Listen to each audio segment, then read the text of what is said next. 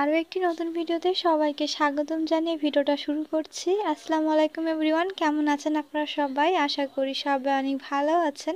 আমরা আল্লাহর রহমতে ভালো আছি। আশা করি আজকে ছোট্ট ভিডিওটা আপনাদের কাছে ভালো লাগবে। আম্মু দুপুরে রান্না শুরু করে দিয়েছে। আজকে বাঁধাকপি দিয়ে আলু ভাজি হবে। আম্মু কড়াই তেল আর আস্ত জিরা দিয়ে দিয়েছে। আম্মু ভাজি করার ক্ষেত্রেও আস্ত জিরাটা দিয়ে থাকে। এখন দিয়ে দিচ্ছে কাঁচা মরিচ, এখন দিয়ে দিচ্ছে পেঁয়াজ কুচি। তো প্রথমে আম্মু পেঁয়াজ মরিচটা একটু ভেজে নেয়, তারপরে আম্মু সবজিগুলো দিয়ে দিবে। আম্মু ভাজি করার সময় তেজপাতাটা দিয়ে থাকে, তো আজকেও একটা তেজপাতা দেওয়া হয়েছে। আজকেও ছোট আলু দিয়ে ভাজি করা হচ্ছে। আমরা যে কোনো ভাজি করার ক্ষেত্রে ছোট আলু দিয়েই ভাজি করি, কারণ ছোট আলু দিয়ে ভাজি খেতে বেশি ভালো লাগে।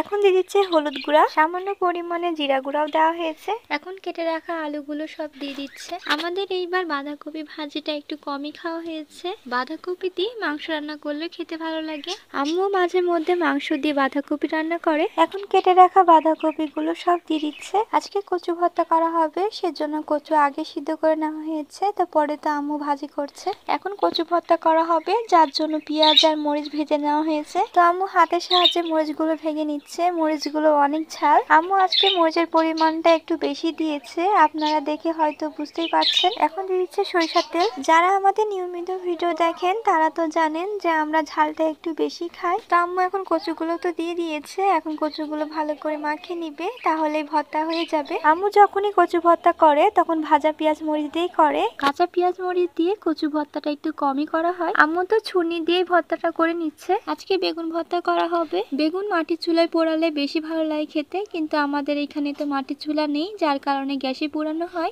এদিকে ভাজিটা রান্না করা হচ্ছে। আজকে আমাদের দুপুরের খাওয়া দাওয়া এগুলোই। সো আজকে ছোট্ট ভিডিওটা এই পর্যন্তই। সবাই ভালো থাকবেন, সুস্থ থাকবেন, আমাদের সাথে থাকবেন। আল্লাহ হাফেজ।